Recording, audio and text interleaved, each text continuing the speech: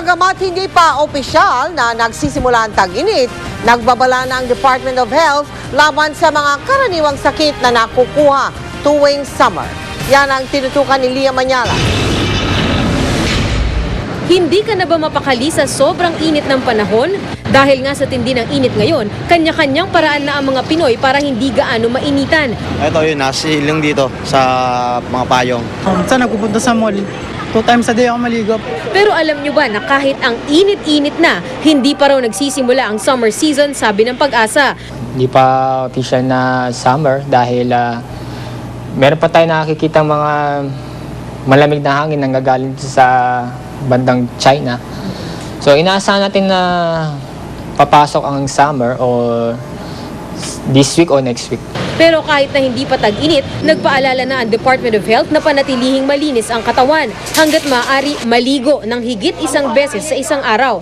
May 6 na S daw kasi na sakit kapag tag-init na dapat iwasan. Una, ang sunburn, sore eyes na pwedeng simptomas ng tigdas, sipon at ubo dala ng natutuyong pawis, pagsusuka at madalas na pagdumi bunsod ng pananakit ng tiyan o matinding diarrhea, sakit sa balat tulad ng pigsa at bulutong at sagpang ng aso o rabies. Nagumpisa lang sa pigsa, yung pala kumalat na sa ibang maselang bahagi ng katawan, kasama dyan ng utak, bato. So yung ordinaryong pigsa, huwag yung babaliwalain. Pinakamatinding binabantayan ngayon ng DOH ang diarrhea. Sa ngayon nga may cholera outbreak na sa Sitio Apad-Apad, Barangay Culandanum sa Bataraza, Palawan. 328 na kasi ang tinamaan ng diarrhea doon. Pinasususpetsahan yung tubig na nakontamina.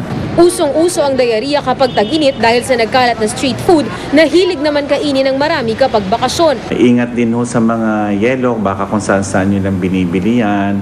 Kasama na dyan yung mga murang halo-halo. Para ma-enjoy ang bakasyon, palaging maligo. Huwag magbabad sa init ng araw para hindi magka-heat stroke. Maghugas ng kamay, tiyaking malinis ang pagkain at magpabakuna laban sa tigdas. Lia Manyalak, nakatutok, 24 oras. Pinasahan na ng sakdal ang magkapatid na Roger at Raymond Dominguez na umano'y mga leader ng isang carnapping group. Para ito sa reklamong carnapping with homicide, kaugnay sa pagpatay sa isang card trader noong Enero. Nakatutok si Susan Enrique. Nangingilid ang luha ni Arsenio Evangelista Jr. habang binabasahan ng sakdal kanina ang mga suspect sa pagpatay sa kanyang anak na si Benson Evangelista. Naaray na ang magkapatid na Raymond at Roger Dominguez ngayong hapon sa sala ni Judge Maria Luisa Padilla ng Branch 215 sa Quezon City Regional Trial Court. Naghain ng not guilty plea ang magkapatid habang tumanggi magbigay ng plea ang 2 pang akusado na sina Jason Miranda at Alfred Menjola. Ang mga akusado ay pinagharap ng reklamong carnapping with homicide. Naalisahanan ng mga akusado si Ferdinand Parolan dahil ayon sa kanyang abogado, nasa loob ito ng bilangguan ng maganap ang krimen. Ayon kay Evangelista, muntik na siyang maiyak dahil habang binabasa ang sakdal ay nanariwa sa kanya ang malagim na pinagdaanan ng kanyang anak na humantong sa pagkamatay. Sa kanang braso ni Evangelista, nakalagay ang tattoo ng mukha ni Benson. Masakit daw ang pagkakalagay nito pero wala na raw sasakit pa sa malagim na pagkamatay ng anak. Honestly, masakit, no? Dumudugo siya, then you have to take external antibiotics. But then, ang sinasabi ko, mas masakit mamatayan ng anak kesa sa ganitong tattoo. Halos naiiyak din ang isa sa akusadong si Menjola. Nais ng kanyang mga abogado na huwag siyang iarin dahil may hinihintay silang desisyon ng korte. Normal po yun eh. So it's my duty hanggang hindi pa po siya na-discharge talaga. Kaya ang remedy lang po doon para ma-insist po namin yung right po ni Alfred Menjola at saka po ni Ferdinand Parulan is to file a motion for reconsideration. Ayon kay Judge Padilla, hihintayin niya ang mga ebidensya na pagbabatayan ng korte kung kwalipikadong maging state witness si Menjola. That will be the next proceedings to adduce evidence for him to qualify as state witness. At large pa rin ang 2 akusado sa kaso na nakilalang sina Rolando Tablan at isang alias Joel. Susan Enriquez, nakatutok, 24 oras. Si Mel Tiangco, ang inyong kapusong totoo. Sa unang pagkakataon, nagtipon-tipon ang mga Kapuso stars at mga fans sa isang bagong layunin, ang pangangalaga sa kalikasan. Sundan po natin ang pagtakbo para sa kalikasan. Bukod sa lilim at malinis na hangin, ang isa pa sa mahalagang naidudulot ng mga puno ay proteksyon sa baha. Noong mga nakaraang taon, natikman natin ang lupit ng bagyong Ondoy, Pepeng at Juan. Milyong-milyong ari-arian ang winasak. Daang-daang pamilya ang naapektuhan. Alam nyo bang sa bawat punong itatanim, maiiwasan ang may 250 litro ng tubig baha? Isa ito sa dahilan kung bakit nabuo ang Kapuso para sa Kalikasan Project ng GMA Kapuso Foundation.